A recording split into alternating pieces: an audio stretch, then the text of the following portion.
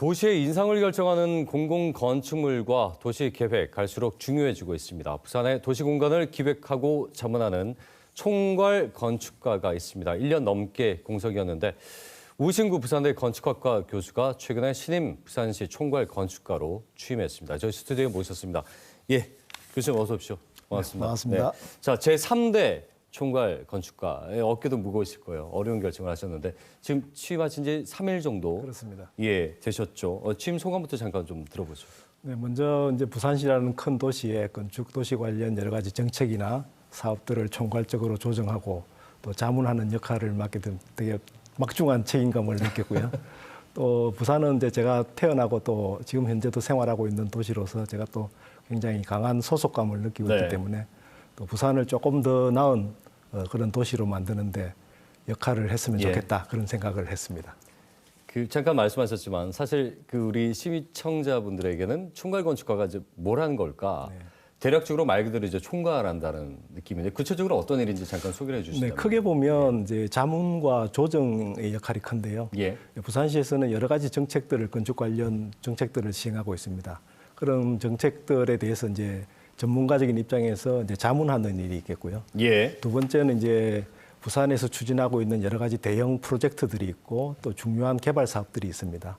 그래서 그런 중요한 프로젝트나 개발 사업들이 기획되고 설계되고 시공되는 과정에서 또 전문가적인 입장에서 그런 큰 프로젝트는 또 여러 가지 다양한 부서와 주체들이 개입이 되어 있습니다. 예. 그래서 그런 사업들을 이제 총괄적으로 조정하는 일이 이제 그래서 두 가지가 이제 가장 큰 일이 예. 될 것 같고요. 뭐 그 이외에도 중요한 정책 사업들을 기획하고 발굴하고 또 이제 전반적으로 도시 건축을 혁신하고 또 그런 할 수 있는 어떤 협력 체계를 만들어가는 일, 뭐 이런 일들이 중요한 임무가 될 것 같습니다. 그러니까 현안에 대한 자문을 하시고 또 필요하다면 조정을 하시는데 가장 중요한 부분은 역시나 교수님의 결정에 따라서 앞으로 부산 전반적인 건축의 미래 청사진이 그려진다라고도 볼 수가 저 있겠죠. 혼자의 예. 결정으로 되는 건 아닌 예. 것 같고요. 뭐 관련된 여러 부서나 또 여러 주체들과 협력해서 네. 협의해서 이제 나아갈 방향들을 정해 나가는 것이 중요하다고 생각됩니다. 아주 중요한 시기인 것 같습니다. 지금 그 현안들이 워낙 건축과 관련된 것들이 많고 또 논란이 되는 것들도 많다 보니까 네. 아무래도요.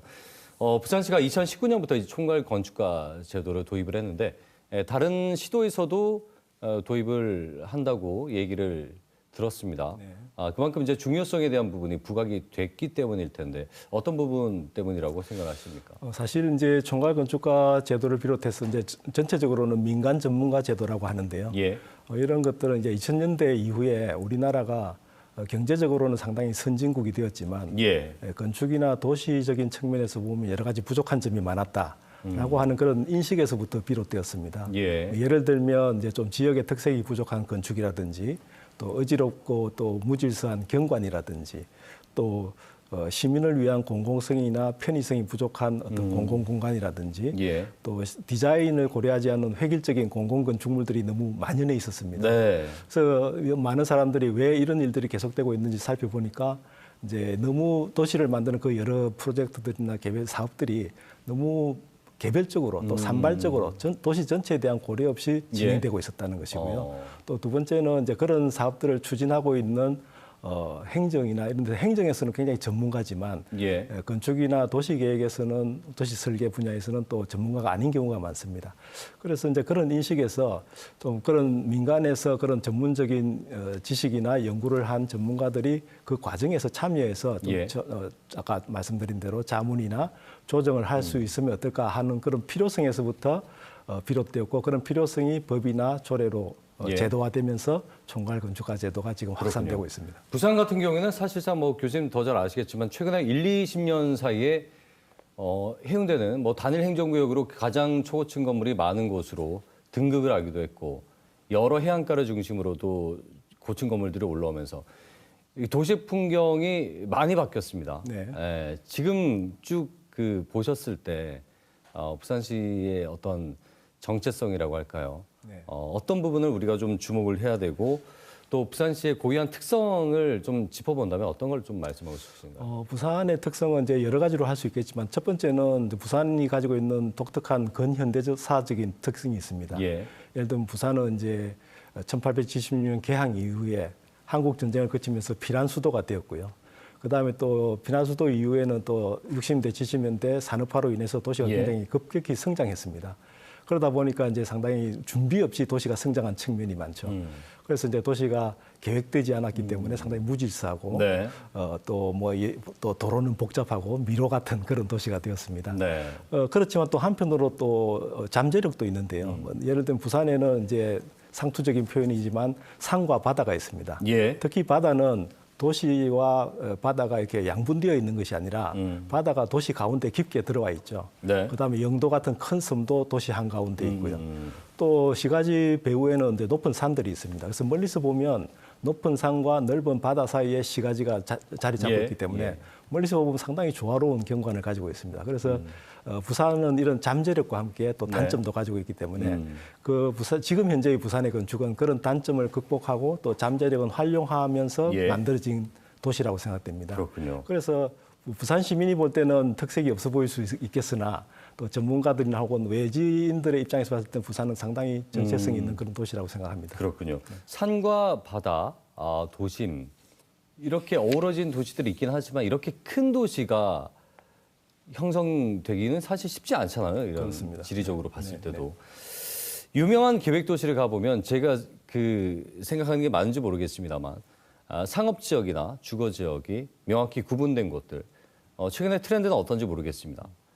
그리고 또 한 가지는 그 도시를 갔을 때 상징할 수 있는 건축물, 뭐 우리 잘 아는 이기에, 뭐 파리의 에펠탑이라든지 그런 부분이 부산이 부족하다 늘 얘기가 나옵니다. 그리고 전체적인 디자인 측면에서 볼 때 부산을 어떻게 좀 우리가 이해를 하면 되겠습니까? 부산이 이제 상당히 혼잡스러워 보인다 그런 말씀이신 것 같은데요. 아까 말씀드린 대로 부산이 시가지가 산과 바다 사이에 좁은 땅에 형성이 되었기 때문에 이제 상업 지역, 주거 지역, 업무 지역, 뭐 산업 지역까지 한 군데에 이렇게 모여 있을 수밖에 없었습니다. 그러다 보니까 이제 다른 뭐 외국의 선진 도시는 이제 조닝이라고 해서 기능별로 도시를 구분을 했지만 우리 부산은 이제 좁은 땅에 만들다 보니까 그런 것들이 섞여 있는 그런 모습인데요. 그렇지만 또 한편으로 보면 부산에서 그런 아까 말씀드린 잠재력을 좀 살리고 또 단점을 극복하는 건축들이 많이 만들어졌는데요. 대표적으로 보면 이제 수영 강변에 있는 영화의 전당 같은 거라든지 또 지금 북항에 지어지고 있는 오페라 하우스 같은 거라든지 또 독특한 역사적 배경에서 만들어질 때는 이제 도시 서민들의 주거지였지만 지금 감천 문화마을이라든지 영도의 흰여울 문화마을이라든지 이런 것들은 지금 세계인들이 찾아오는 그런 목적지로서의 맞습니다. 관광지가 되고 있습니다. 그래서 그런 것들이 부산의 단점을 극복하고 또 잠재력을 활용하는 대표적인 사례라고 볼 수 있을 것 같습니다.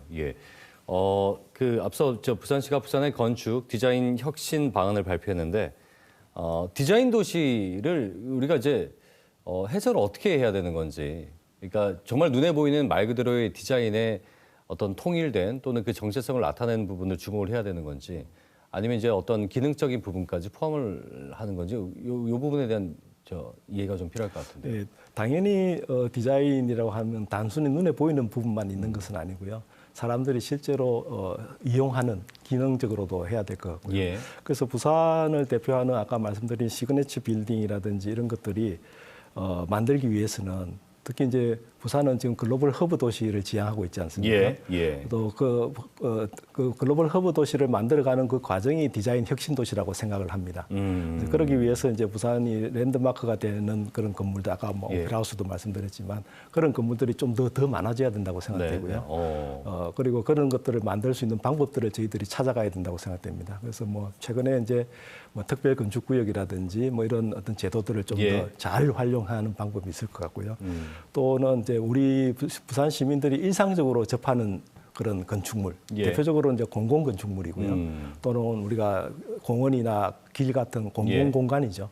그런 공공 공간의 수준을 높여서 일반 시민들이 일상에서 삶의 질을 느낄 수 있는 그런 공간들을 많이 만들어가는 것이 필요하다고 생각되고요. 그래서 그렇게 하기 위해서 이제 디자인 중심 설계 프로세스라든지 혹은 설계자의 디자인 의도가 끝까지 구현될 수 있도록 만들어가는 설계 의도 구현 제도라든지 이런 것들을 우리가 좀 도입해야 된다고 생각됩니다. 개방적이고 역동적인 해양도시 부산을 만들겠다라고 소감을 밝히셨는데 짧게 앞으로 2년 동안에 가장 뭐 주안점을 둬야 될 부분 한 말씀 정리해 주시죠. 네, 아까 말씀드린 대로 이게 혼자서 할 수 있는 일은 아닌 것 같습니다. 예. 그래서 지금 부산에는 총괄 건축가 외에도 지금 활동하고 계시는 총괄 디자이너가 계시고 또 명예 자문 건축사도 계시고요. 또 실질적으로 일을 해 나가는 부산시의 실무 부서들, 건축 도시 관련 실무 부서들이 있습니다. 예. 또 프로젝트를 추진해가는 또 공공기관들이 있습니다. 또 무엇보다 이 일들을 만들어 나가기 위해서는 시민과 민간의 협력이 필요합니다. 그래서 제가 앞으로 할 수 있다면 그런 여러 사람들의 힘을 예. 모으고 또 협력 체계를 만들어 가는데 조금이라도 구심점의 역할을 할 수 있으면 알겠습니다. 좋겠다 그렇게 생각하고 있습니다. 당장에 뭐 디자인 이런 것도 다 좋지만 함께 고민하고 협업을 해야 되는 과정, 어떤 소통 체계를 만들어가는 것이 아주 중요하다는 말씀을 도시는 드리네요. 함께 만들어가는 것이기 때문에 알겠습니다. 그렇습니다. 말씀 잘 들었습니다. 오늘 고맙습니다. 네, 고맙습니다. 네, 우신구 부산대 건축학과 교수와 함께 얘기 나눠봤습니다.